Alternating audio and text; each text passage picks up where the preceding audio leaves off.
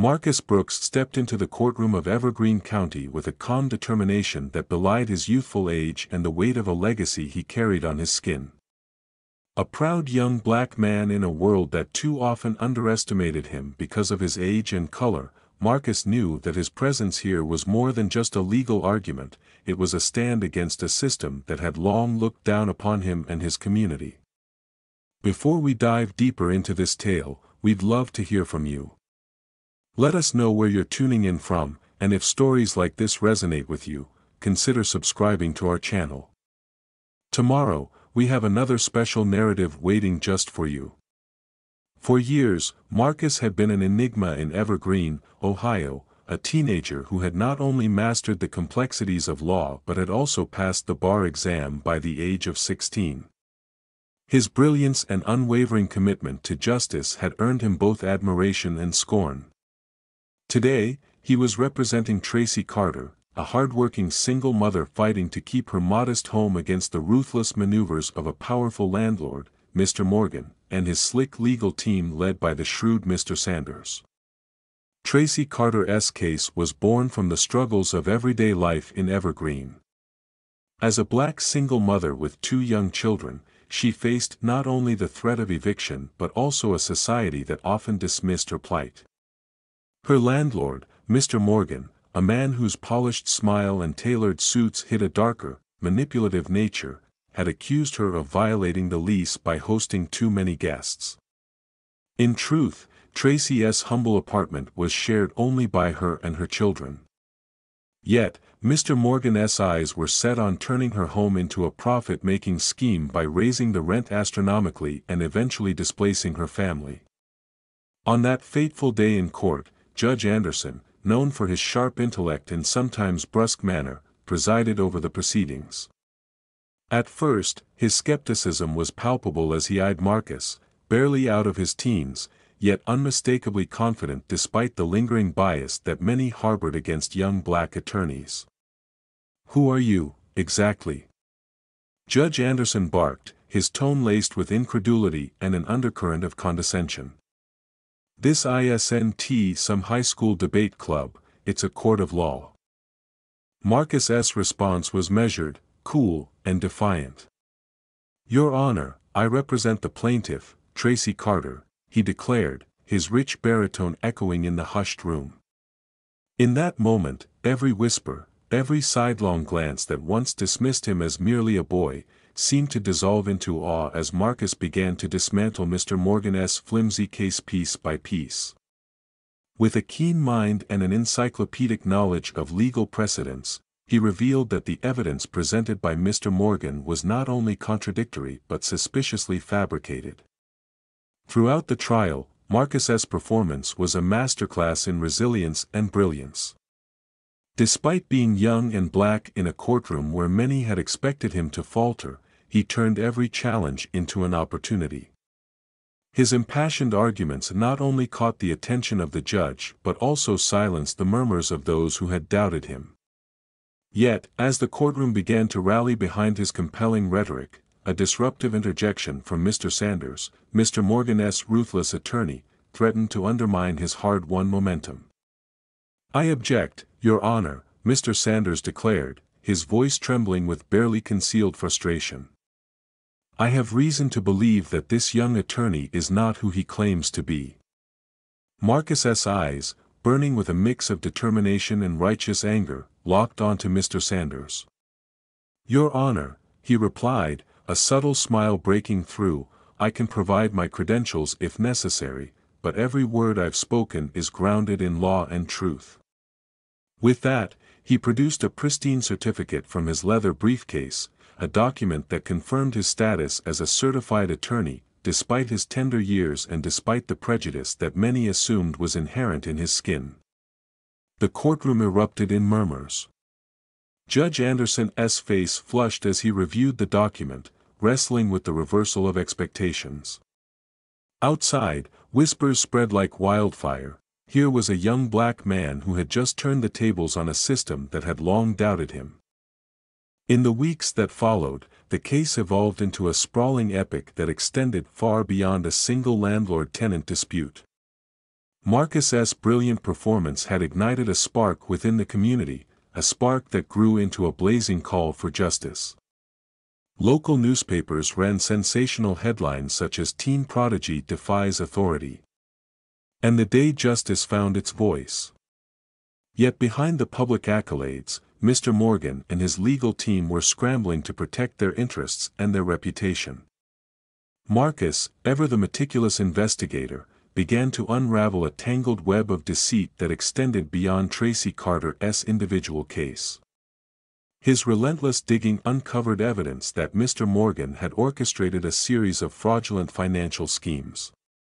Using a shell company called Harmony Solutions, Mr. Morgan had fabricated payment records and manipulated bank statements to hide his true intent, gentrification designed to uproot entire communities, especially those of minority families like Tracy's.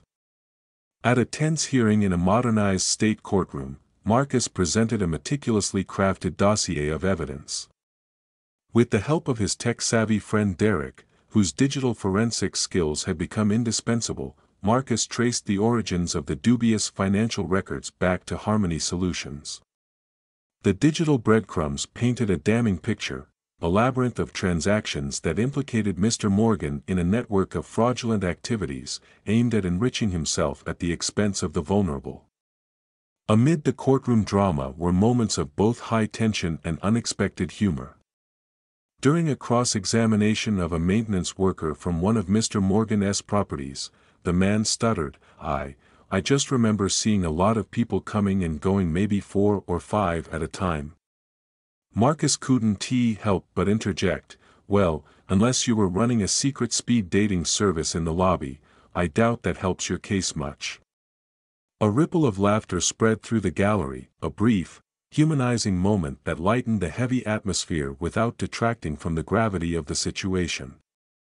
Not everyone in the courtroom was willing to let Marcus's brilliance go unchallenged. In a desperate bid to salvage his client's reputation, Mr. Sanders introduced last-minute financial records claiming that Tracy Carter had undisclosed sources of income. The revelation sent shockwaves through the room. Tracy's eyes widened in disbelief. She had always been forthright about her finances. But Marcus, undeterred and steadfast, exposed the inconsistencies in the hastily produced documents. He demonstrated that they were linked to Harmony Solutions, further implicating Mr. Morgan in a conspiracy to deceive the court. "Your Honor," Marcus declared passionately, "if Mr. Morgan's team wanted to distract us with these fabricated records, they should have known that the truth always finds a way to come to light." His words reverberated through the courtroom, and even Judge Anderson, whose skepticism had once been palpable, allowed a recess for both sides to regroup. Outside the courthouse, in the crisp autumn air of Evergreen, whispers of hope and indignation mingled. Tracy Carter clutched Marcus's arm as she asked in a trembling voice, "Do you really think we can beat them?" Marcus's eyes shone with quiet confidence as he replied, "They may have the power of money and influence, but we have the truth, and truth is a force that no one can silence." As the legal battle dragged on, Marcus's crusade extended beyond the confines of the courtroom. Anonymous threats began to surface, eerie messages left on his doorstep, cryptic calls that warned, "Back off, kid. You have no idea who you're dealing with." One chilly evening, as Marcus was leaving the courthouse, a shadowy figure in a dark suit stepped out from beneath a flickering streetlight and hissed, "You really don't know who you're messing with, kid. Walk away while you still can." Marcus's pulse raced, but he met the stranger's gaze with a defiant calm. "I'm not afraid of you," he said, his tone resolute yet tinged with wry humor reminiscent of an old Western showdown. "The only thing I fear is a world where justice is bought and sold."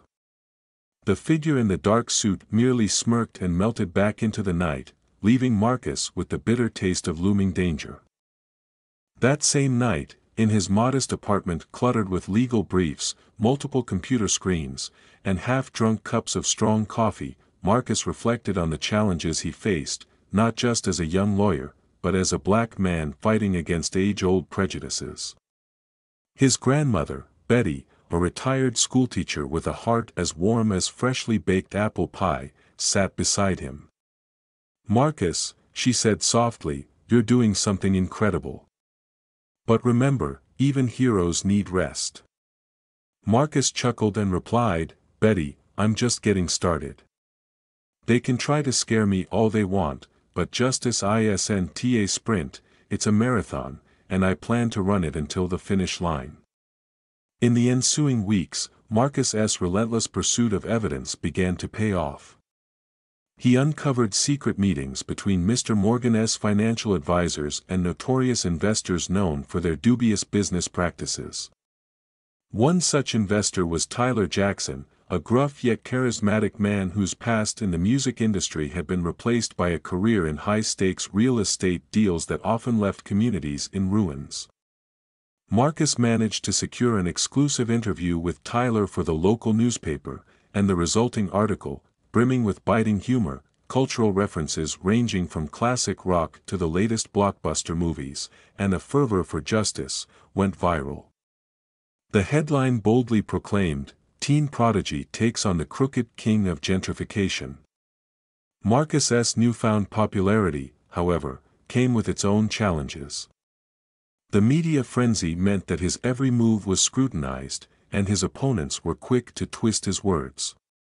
Social media buzzed with both praise and vitriol. Some hailed him as the American Avenger, while others dismissed him as a publicity-seeking wonder kid. Yet Marcus remained unwavering, his focus steadfast as he prepared for the next round in his legal battle. The turning point came during a dramatic deposition when Mr. Morgan was forced to answer pointed questions about the origin of the payments linked to Harmony Solutions. "Explain to this court," Marcus demanded with unwavering resolve, "why your personal bank account is being used to funnel money through a shell company with no legitimate business operations." Mr. Morgan's response was a stuttered jumble of denials and evasions. Even his own attorney, Mr. Sanders, faltered under Marcus's relentless cross-examination, leaving the courtroom with a sense of vindication that resonated deeply with those present. As the deposition concluded, the atmosphere in the room shifted, a sense of triumph mingled with the heavy knowledge that the battle was far from over. The press, ever hungry for a scandal, lavished Marcus with praise, and in the days that followed, local talk shows and radio programs buzzed with discussions about the boy wonder of Evergreen. Yet, the legal struggle was only one front of this multifaceted war. One rainy evening, as Marcus pored over the latest evidence at his cluttered desk, his phone rang with an urgent call from Derek. "Marcus, you need to see this," Derek said, his voice tense. "I've uncovered a link between Harmony Solutions and an even bigger scheme, a real estate deal set to displace dozens of families in a historically working-class, predominantly black neighborhood." Marcus's heart pounded as he absorbed the news. This wasn't just about Tracy Carter anymore, it was about an entire community on the brink of erasure by unchecked greed. Determined to halt the impending disaster, Marcus convened an emergency meeting with his trusted allies, Tracy, his wise grandmother Betty, and Derek, whose technical prowess had become indispensable. Over cups of lukewarm coffee and slices of Betty's famous cherry pie, they devised a plan to expose the conspiracy. The next morning, armed with printed documents, digital evidence, and an unwavering resolve, Marcus strode into the courthouse once again. This time, the courtroom was packed with local residents, journalists, community activists, and curious onlookers inspired by Marcus's crusade. The stakes were higher than ever. Marcus presented his findings with the precision of a master craftsman, detailing how the real estate deal was structured to benefit a select group of wealthy investors at the expense of working families, families who, like his own community, had long been marginalized and overlooked.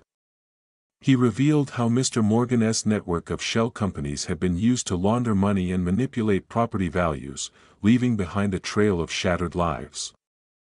At one point, when a member of the opposing counsel tried to dismiss the evidence as circumstantial, Marcus leaned forward, his eyes twinkling with defiance. Circumstantial.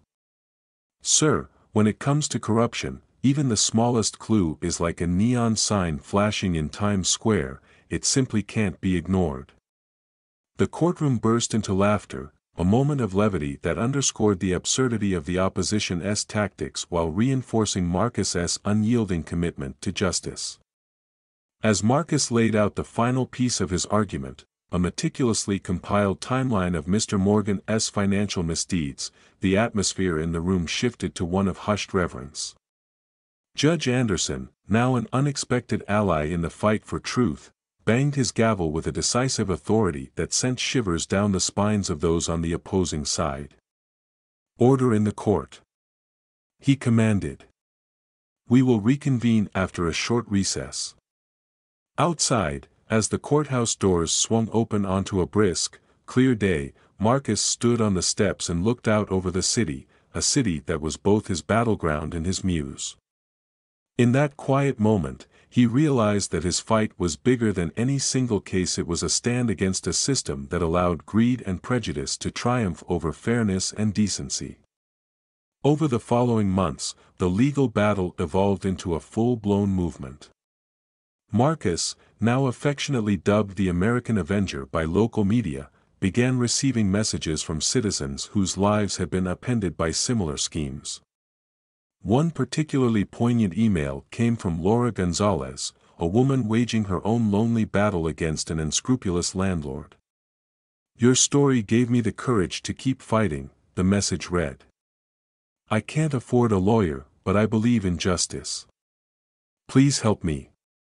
Marcus's heart ached with empathy. He knew that while he couldn't save everyone, every small victory was a step toward a more just society. Determined to amplify his impact, Marcus set his sights on institutionalizing his efforts. Late-night brainstorming sessions in his modest apartment, accompanied by marathon runs through Evergreen's tree-lined streets and countless slices of local pizza, led to the creation of the Justice Collective.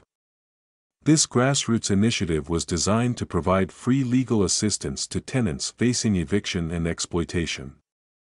With a dedicated team of volunteers including Tracy, Derek, and even a few former law students disillusioned by the system, the Justice Collective quickly grew into a beacon of hope for the community. The movement, however, was not without its challenges. Anonymous threats continued to arrive, sinister messages taped to Marcus's door, cryptic phone calls warning him to back off and stop stirring up trouble.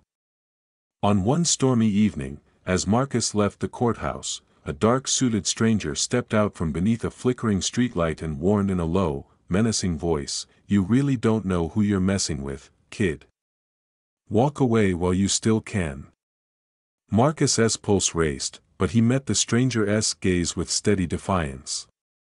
"I'm not afraid of you," he said, his tone firm and laced with that trademark wry humor reminiscent of classic American westerns. "The only thing I fear is a world where justice is for sale." The stranger merely smirked and melted back into the shadows, leaving Marcus with the unmistakable feeling that the fight was only intensifying. Even as threats mounted, the momentum behind the Justice Collective grew. Marcus's relentless determination and heartfelt advocacy had transformed him into a symbol of resistance, a modern-day David armed not with a sling, but with truth, wit, and an unyielding legal mind. His closing arguments in court became the stuff of legend. During one memorable session, when Mr. Sanders attempted yet again to muddy the waters with baseless counterclaims, Marcus rose and declared, "This isn't just about one woman's home, it's about every family that's ever been told they're not good enough.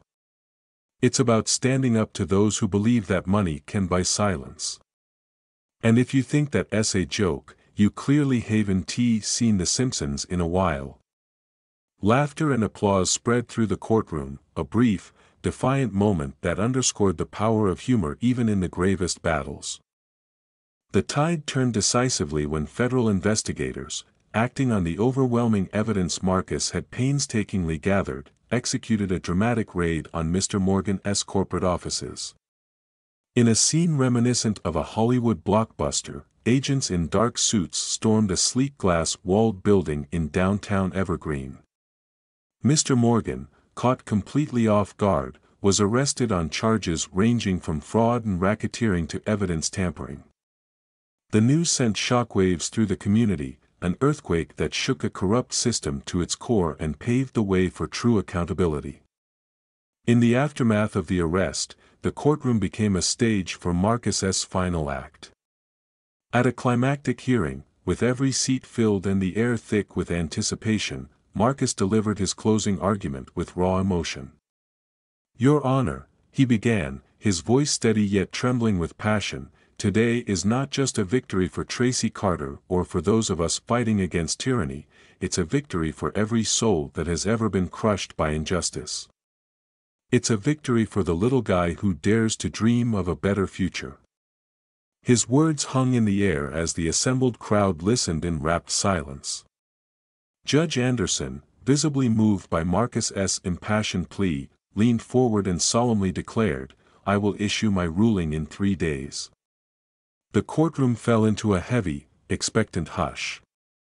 Outside, as the sun dipped below the horizon, Tracy Carter embraced Marcus with tearful gratitude. "You saved my home, and you gave me hope," she whispered. Though exhausted, Marcus smiled warmly. "We've only just begun. Justice is a long road, but together, we'll keep walking it." In the following months, the momentum from the case sparked sweeping reforms and widespread activism. The Justice Collective expanded rapidly, drawing support from across the state and even garnering national media attention. Marcus, now a recognized figure in legal circles and on social media, often playfully dubbed Marcus the Maverick, continued to champion tenant rights and expose corruption wherever it lurked. Yet, even amid this whirlwind of success, new challenges emerged. One crisp winter morning, as Marcus prepared for another round of hearings, his phone buzzed with an ominous message from an unknown number. "You think you've won? You haven't seen the last of us. Back off, or you'll regret it." The message sent a chill down his spine, yet instead of succumbing to fear, he felt his resolve strengthen. He confided in Derek, who replied, "These people are getting desperate, they know you're a thorn in their side." Marcus couldn't help but chuckle darkly. "Well, I do love a good challenge," he remarked, his tone laced with the wry humor that had become his trademark. As the struggle intensified, another subplot added layers of personal sacrifice and bittersweet triumph to Marcus's journey. Late one night, after an exhausting day in court, Marcus received a call from his estranged childhood friend, Tyler Jackson, a man who had once dreamed of a career in music but had since fallen on hard times. With a gravelly voice filled with regret, Tyler confessed that he had unwittingly been involved in some of Mr. Morgan's shady financial dealings. "I was just trying to make a buck, man," Tyler admitted, "but now I see the harm I've done." Marcus, ever the compassionate soul, offered him a lifeline. "Everyone deserves a second chance," he said. "Help us expose the truth, and maybe you can help make things right." Tyler's testimony would soon prove pivotal, adding yet another twist to the intricate tapestry of deceit. As the final hearing approached, the stakes reached a fever pitch. Marcus's presentation was a masterful blend of hard evidence, personal narrative, and an impassioned appeal to the collective conscience of a community battered by greed and discrimination. In a moment both cinematic and profoundly human, he recounted Tracy Carter's struggles, the sleepless nights, the constant battles against a system rigged against her, and the scars born from years of systemic neglect. "I stand before you not just as a lawyer," he declared, "but as a son, a friend, and a believer in America's promise, that every person, regardless of age or skin color, can make a difference." His voice cracked with emotion as he honored the sacrifices of everyday heroes who had suffered in silence for far too long. Judge Anderson listened intently, his expression inscrutable, before finally delivering his verdict. After careful consideration of all the evidence, he intoned solemnly, "This court finds in favor of the plaintiff, Tracy Carter. Furthermore, I am ordering that Mr. Morgan and his legal team be investigated for perjury, evidence tampering, and other misconduct." A roar of relief and jubilation swept through the courtroom, punctuated by tearful embraces and whispered thanks. Marcus's heart swelled with both triumph and sorrow. The victory was bittersweet, a reminder of the long road ahead despite the day's win. But even as one chapter closed, a final twist loomed. As Marcus was leaving the courthouse, a sharply dressed man emerged from the shadows, a private investigator named Lucas Harper, notorious for his underhanded methods. Harper leaned in close, his tone low and dangerous. "You really don't know when to quit, do you?" he hissed. Marcus met his gaze evenly. "If you think you can intimidate me, you've got another thing coming. Justice isn't something you can silence with threats." Harper's sneer deepened as he stepped into a waiting black SUV, leaving Marcus and Tracy to wonder what further battles awaited. In the aftermath, as Evergreen slowly began to heal and reform, Marcus's story spread like wildfire across the nation. Local news channels, talk shows, and social media buzzed with discussions about the case that had reshaped a community. Headlines such as "Marcus the Maverick," "Teen Prodigy Defies the Corrupt Elite," and "The Day Justice Found Its Voice" dominated the airwaves.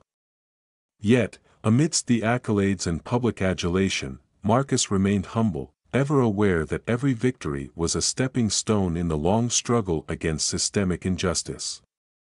One chilly evening, as Marcus sat in the modest office of the Justice Collective, a renovated community center in downtown Evergreen, he reflected on how far he had come. Surrounded by a motley crew of passionate volunteers including Tracy, Derek, Tyler, and his beloved grandmother Betty, he felt a deep sense of purpose. "We've taken on giants," he mused quietly, "but there will always be new battles to fight. Every time someone like Mr. Morgan thinks they can buy their way out of accountability, we'll be here to say, not on our watch." Over time, the Justice Collective evolved from a small volunteer outfit into a formidable nonprofit dedicated to protecting tenant rights and ensuring justice for all. Marcus's charisma and relentless energy attracted unexpected support, from a retired federal prosecutor to community activists like Jordan Lee, and even a quirky local comedian who used humor to expose the absurdities of the legal system. Together, they hosted town hall meetings, legal clinics, and even a charity benefit called Justice Jam, a playful nod to classic American rock festivals where laughter and solidarity went hand in hand with the serious work of fighting corruption. Despite growing momentum, the threat from the old guard persisted. One stormy night, as Marcus left the courthouse, his phone buzzed with an anonymous message: "You think you can change everything, kid? You're messing with powers that don't like you sticking your nose where it doesn't belong." Though the message chilled him, Marcus's resolve only hardened. "When the corrupt feel threatened, it's a sign that real change is coming," he murmured to himself. In the coming months, dramatic confrontations spilled into the streets, a series of legal battles, community rallies, and even a high-stakes investor meeting that Marcus and his team boldly disrupted. At one such meeting, held in a sleek downtown office with panoramic views of the city skyline, Marcus strode in unannounced. The room fell silent as he presented undeniable evidence that the proposed real estate deal would displace dozens of low-income families. "This isn't just a business transaction," he declared with a wry smile, "it's a slap in the face to every hard-working American who believes that a home is more than just an address, it's a sanctuary." The meeting dissolved into chaos as investors scrambled to distance themselves, while media cameras captured every electrifying moment. In a breathtaking climax, federal agents executed a coordinated raid on Mr. Morgan's remaining assets. The operation, unfolding with the precision of a heist film, resulted in the seizure of millions in ill-gotten gains and the arrest of several key conspirators. The news of the raid sent shockwaves through Evergreen and beyond, igniting heated debates on talk shows and inspiring a new generation of activists.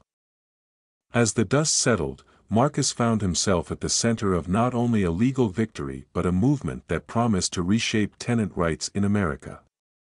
Standing on the courthouse steps one brisk morning, he addressed a massive crowd of supporters with passion and sincerity. "We've shown that one voice, no matter how young or how black, can roar louder than 1,000 lies," he proclaimed. "This isn't the end, it's the beginning of a revolution of justice, compassion, and truth." The crowd erupted in cheers, their voices echoing across the city. In the years that followed, Marcus Brooks became a household name, a symbol of hope for the oppressed and a relentless force against corruption. The Justice Collective expanded its reach nationwide, helping thousands secure their rights and reclaim their dignity. Yet despite the accolades and growing influence, Marcus never forgot his humble beginnings. He often recalled the early days in Evergreen, the courtroom where he first defied the odds, and the bittersweet lessons learned through struggle, loss, and hard-won triumphs. Every time he passed the old courthouse or heard of another tenant saved from eviction, Marcus's heart swelled with pride and a quiet reminder that the fight for justice was as much about healing old wounds as it was about forging new paths. Even when shadows of doubt and fear crept in, when anonymous threats and dark figures in tailored suits reminded him that the powers he challenged would never simply vanish, Marcus remained undeterred.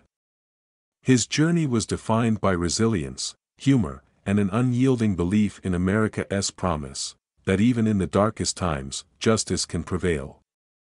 As twilight settled over Evergreen one crisp evening, Marcus sat with his closest allies, Tracy, Derek, Tyler, and his beloved grandmother Betty, sharing stories, laughter, and quiet moments of reflection over steaming mugs of cocoa. Amid the soft glow of a table lamp and the murmuring of voices united in purpose, Marcus realized that true victory lay not just in legal triumphs, but in the hearts and lives transformed along the way. It was the hope rekindled in the eyes of those who had once lost everything, the silent promise that tomorrow would be brighter, and the enduring belief that justice, however hard fought, was always worth fighting for.